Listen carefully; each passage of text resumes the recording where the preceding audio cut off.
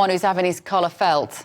Former US President Donald Trump is expected to travel to New York today ahead of his scheduled arraignment tomorrow.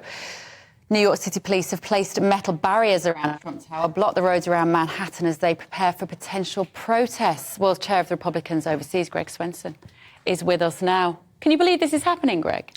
I can. Yeah, it's been telegraphed for a few weeks now, but it's also been going on for 7 years. You know, with the Russia collusion hoax, which turned out to be a complete fabrication. A lot of investigations during his administration. You had 2 impeachments.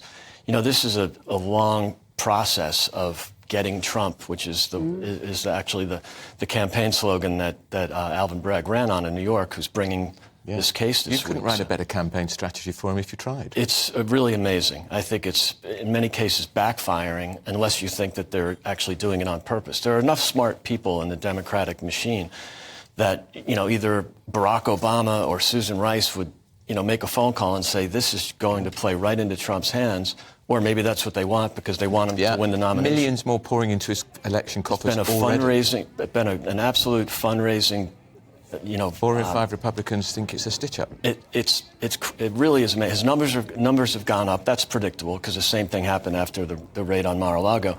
But he's been a fundraising machine since the news came out a few weeks ago, and even since Thursday. So, you know, this is something that benefits Trump in the near term for sure. Yeah. Just remind people the basics of this. What has he actually been? What is he in trouble for? It's a real stretch. It has to do with this alleged affair that he had 17 years ago with Stormy Daniels, a film star of sorts. And then 7 years ago, he allegedly made a payment. For hush money, which you know is kind of a common practice now in politics in America.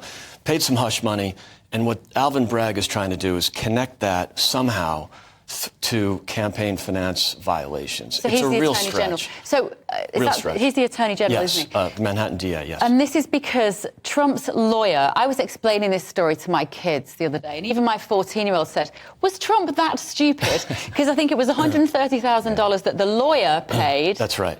To Stormy Daniels. That's right. And then Donald Trump paid the lawyer the exact same fee, $130,000. Yeah, I think he bumped it up just, you know, for sport. But and just help us understand this, Rick. And is it the idea that therefore, and then Trump tried to pass that off from a tax point of view as campaign finance? Well, no, he tried to write it off as a business expense, meaning I have a lawyer on retainer, which is perfectly legal and common. So, you know, it was just legal expenses.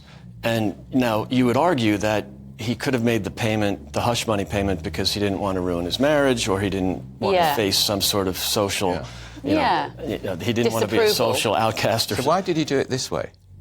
I think, well, you don't want to do it in a very obvious way, right? So he just had his lawyer pay. I mean, it's not really that crazy. And it did not come from the campaign or campaign funds. It's his money.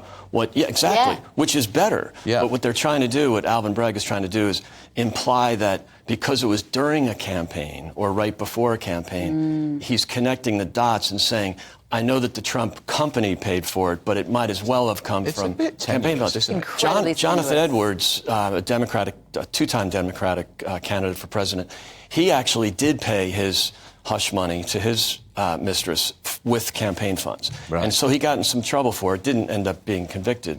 But so this is a real stretch. And most legal scholars are saying that this is not a case that you can really lean on. And is it normal that it's going to be filmed? He's going to be filmed, being charged? Is that normal in America? At the very least, there'll be photographs.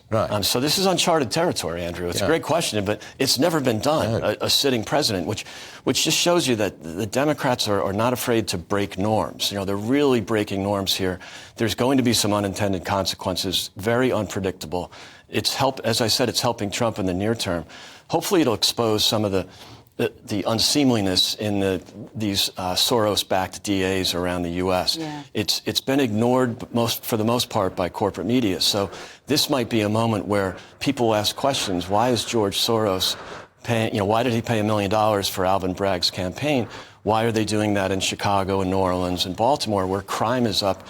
It's absolutely insane how the crime problem has gone up because DAs like Alvin Bragg are spending taxpayer money and time on prosecuting like Trump, this. getting He's got Trump a political ambition without considering the actual violent felons that are being released by Alvin Bragg. Thank you, Craig. Greg Swenson. And if you are watching on the TV, that very dark shot that you can see, the sun will be rising very soon. This is live Trump Watch on our GB News YouTube channel. So that's his jet. For when all the action begins. That's Donald Trump's jet, and no doubt he will be getting out of it at some point. And who knows when they will descend upon him. Well, thank you, Greg. Going to be great political theatre. Quite a drama, absolutely. Yeah. Well, he likes drama. Right.